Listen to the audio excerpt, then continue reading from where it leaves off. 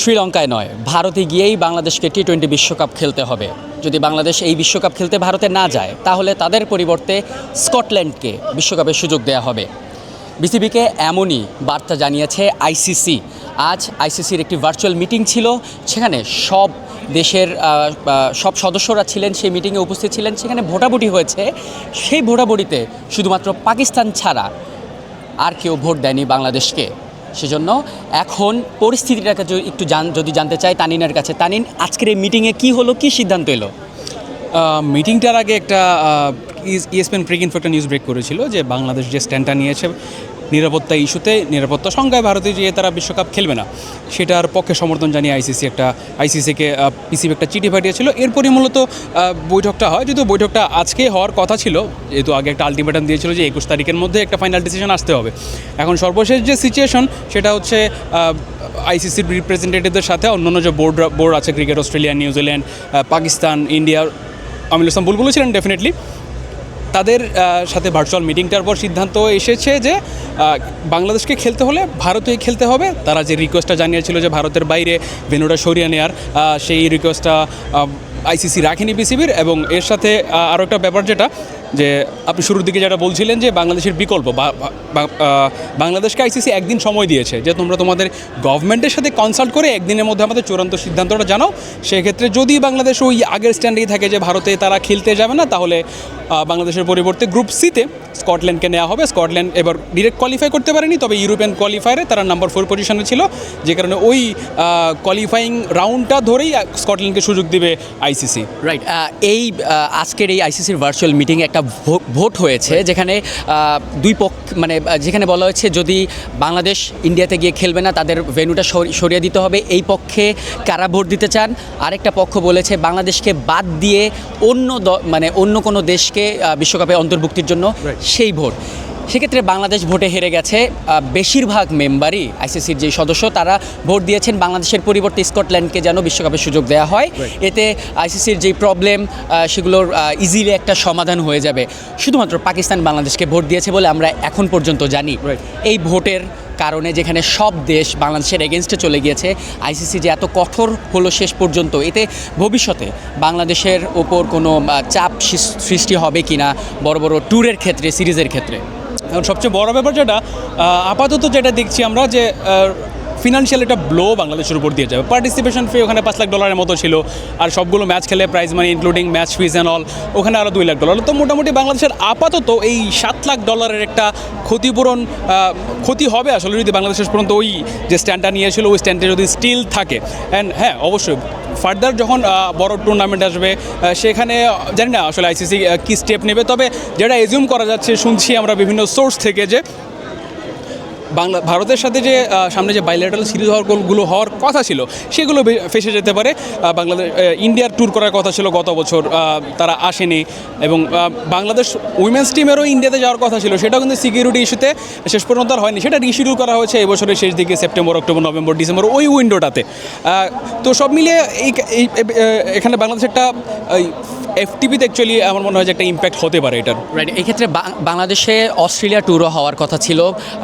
Rumour বলছে, বিভিন্ন report অনুযায়ী, যে অস্ট্রেলিয়াও এখন বাংলাদেশে না আসতে পারে এই কারণে যে বাংলাদেশ ইন্ডিয়াতে টি-20 বিশ্বকাপ খেলতে যাচ্ছে না।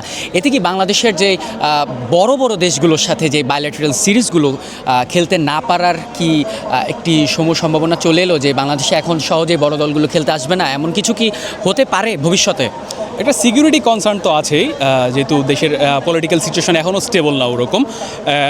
আপাতত মনে হচ্ছে যে এটা হতে পারে। তবে আমার মনে হয় যে সামনে যেহেতু আমাদের বাংলাদেশের জাতীয় নির্বাচন আছে, সেটার পর একটা স্টেবল গভর্নমেন্ট এলে বোর্ডে হয়তো আরও অনেক স্টেবিলিটি আমরা দেখতে পাবো। সেক্ষেত্রে হয়তো আপাতত যে রিপোর্টসগুলো আমরা দেখলাম, রুমারগুলো শুনলাম, সেসব হয়তো চেঞ্জও হয়ে যেতে পারে। খুবই স্বাভাবিক জিনিসটা, সেটা চেঞ্জ হওয়াটা। তো আপাতত মনে হয় যে এখনকার যে সিচুয়েশন ওর সার্কামস্টেন্স, সেটার উপর বেস করে বলা যায় যে বাংলাদেশ আপাতত হয়তো একটু ব্যাকফুটে চলে গেল, একটা ড্রব্যাক হিসেবে কাজ করতে পারে বাংলাদেশের এই ডিসিশনটা। আর যদিও এখন আসলে বিসিবির হাতে যে খুব বেশি কিছু করার আছে সেটাও না, যেহেতু এখানে গভর্নমেন্ট ইনভলভ হয়ে গিয়েছে। আসিফ নজরুল যুব ক্রীড়া উপদেষ্টা, তিনি সরাসরি ডিল করছেন জিনিসগুলো। সিকিউরিটি অ্যাসেসমেন্টের যে রিভিউর যে রিপোর্টটা ছিল, সেটা তিনি সামনাসামনি বলেছেন। এবং এটাও কিন্তু আইসিসি ভালোভাবে নেয়নি, যে কনফিডেন্সিয়াল জিনিস তোমাদের মিডিয়াতে এইভাবে কেন পাবলিশ করা হলো। এটার একটা ইম্প্যাক্ট তো আছেই। যেটা বলছিলাম যে বিসিবির হাতে এখন আসলে তেমন কিছু নেই। আমার মনে হয় না যে এই ডিসিশন চেঞ্জ হবে। বাংলাদেশের সরকারও হয়তো পারমিশন দিবে না যে ইন্ডিয়াতে যে খেলার জন্য, যেহেতু বাংলাদেশ দুইবার আইসিসিকে মেইল পাঠিয়েছে, বৈঠক হয়েছে, তারপরে ডিসিশন চেঞ্জ হয়নি। অ্যান্ড ওখান থেকে যদি বিসিবি সরে আসতে চায় সেটারও মনে হয় খুব বেশি সুযোগ অ্যান্ড স্কোপ আছে বলে মনে হয় না, যেহেতু সরকার এখানে ইনভলভ। সরকারও চাইবে না, যেহেতু একবার তার একটা স্টেটমেন্ট দিয়ে দিয়েছে সেখান থেকে সরে আসতে। রাইট, এই সরকার আগামী জাতীয় নির্বাচন পর্যন্তই রয়েছে, ইন্টারিম সরকার যেটা। এরপর যখন ইলেকটেড কোনো সরকার আসবে তখন হয়তো ভারতের সাথে বা ভারতের বোর্ডের সাথেও আরও নতুন কিছু ক্রিকেটীয় চুক্তি বা আবার নতুন করে হবে। কিন্তু এই যে তারা যাওয়ার আগেই যে এরকম ডিসিশন দিয়ে ভারতের সাথে আইসিসির সাথে কাইন্ড অফ একটা ক্ল্যাশ সৃষ্টি হয়েছে এখন বিসিবির, এই ব্যাপারটা কি ভবিষ্যতে বাংলাদেশের ক্রিকেটকে হ্যাম্পার করবে কি না, কি মনে হয়? এটা অ্যাকচুয়ালি আমি ক্ল্যাশ বলবো না, এটা আসলে ক্ল্যাশ না। বাংলাদেশ যে স্ট্যান্ডটা নিয়েছে অ্যাকচুয়ালি সেটা আসলে খুবই লজিক্যাল। আবার পেছনে ফিরতে হচ্ছে মোস্তাফিজুর রহমানের সেই ইস্যু, জানুয়ারি 3 তারিখে বিসিসিআই ডিরেক্টিভে কলকাতা থেকে সরিয়ে দিল উইদাউট, মানে ওই যে ডিসিশনটা বিসিসিআই টপ লেভেলের মানুষজন জানতে না, দু একজন ছাড়া। সো ওখান থেকে বাংলাদেশের স্ট্যান্ডটা লজিক্যালি ছিল, তবে যেভাবে রিয়্যাক্ট করেছে বাংলাদেশ সেটা আইসিসি কিংবা বিসিসিআই কেউ এক্সপেক্ট করেনি। এত র্যাপিডলি ডেভেলপ করেছে ইস্যুগুলো। তো সব মিলিয়ে হ্যাঁ, ফিউচারে একটা শঙ্কা তো থেকেই যাচ্ছে যে প্রথমত বাংলাদেশের আর্থিক ক্ষতি তো আছে, অ্যান্ড ফিউচার এফটিপিতে কিংবা মাল্টিন্যাশনাল টুর্নামেন্টগুলোতে ফার্দার যদি কোনো স্যাংশন আসে কিংবা নিষেধাজ্ঞার মতো ব্যাপারও যদি আসে, সেক্ষেত্রে আসলে অবাক হওয়ার কিছু থাকবে না। আপাতত আমরা যেটা শুনছি যে বড় দলগুলোর যে সিরিজ খেলার কথা ছিল, বাংলাদেশে বাইরে যাওয়ার কথা ছিল, কিংবা বাংলাদেশ হোম সিরিজ খেলবে তাদের এগেনস্টে, এসব নিয়েও একটু এখন টার্মোয়েলের মধ্যে যেতে হতে পারে বাংলাদেশকে। রাইট, টি-20 ওয়ার্ল্ড কাপ ম্যাসিভ একটা থিং, আইসিসির বৈশ্বিক টুর্নামেন্ট যেখানে বাংলাদেশ এখন খেলবে না, মোটামুটি এখন পর্যন্ত সেটাই বোঝা যাচ্ছে।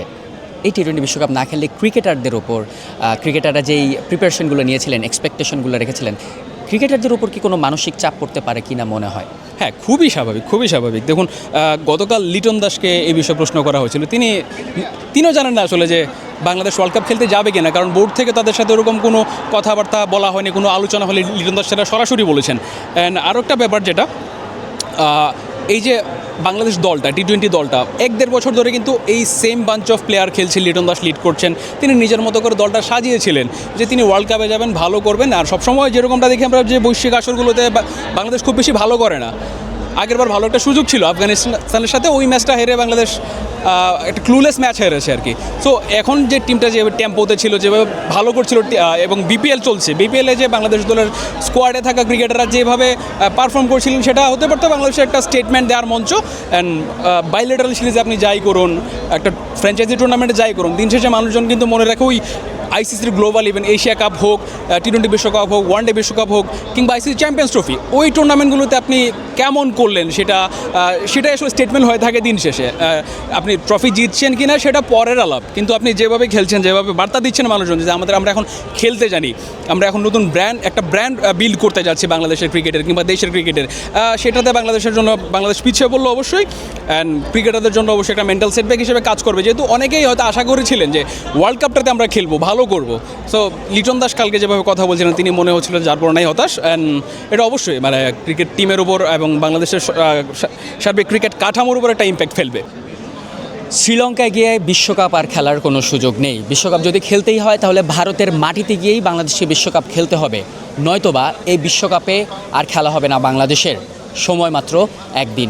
এই একদিনের মধ্যে বিসিবি এবং বাংলাদেশ ইন্টারিম সরকার যে রয়েছে তাদের মধ্যে একটি আলোচনা হবে, তারা কি শেষ পর্যন্ত ভারতে গিয়ে এই বিশ্বকাপে অংশগ্রহণ করবে নাকি না সেটি আইসিসিকে জানাতে হবে। সময় মাত্র একদিনের মধ্যেই যত সব সিদ্ধান্ত রয়েছে তাই জানাতে হবে আইসিসিকে। তো আমাদের মনে হচ্ছে অ্যাকচুয়ালি যে আর আগামী একদিন পরে আমরা জানতে পারবো যে বাংলাদেশের বিশ্বকাপ ভবিষ্যৎটা আসলে কী। শেরেবাংলা জাতীয় ক্রিকেট স্টেডিয়াম থেকে মোস্তাফিজুর রহমান প্রান্ত।